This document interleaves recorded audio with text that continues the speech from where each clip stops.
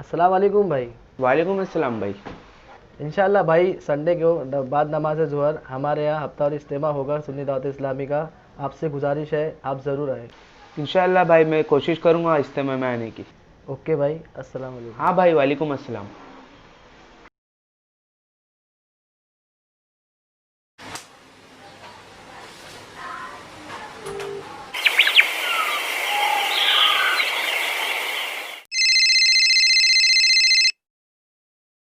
Hello سمت بھائی, میں کیا بول رہا ہوں, میں میرے کالج کے فرینڈ لوگ کے ساتھ نا ڈھابا جا رہا ہوں, تو تم آئیں گے کیا میرے ساتھ؟ ہاں بھائی, کب جانا ہے بولو نا بس. تم آؤ گے نا بھائی پکا؟ ارے ہاں بھائی 100% شور میں آؤں گا. ارے ہاں بھائی 100% شور میں آؤں گا.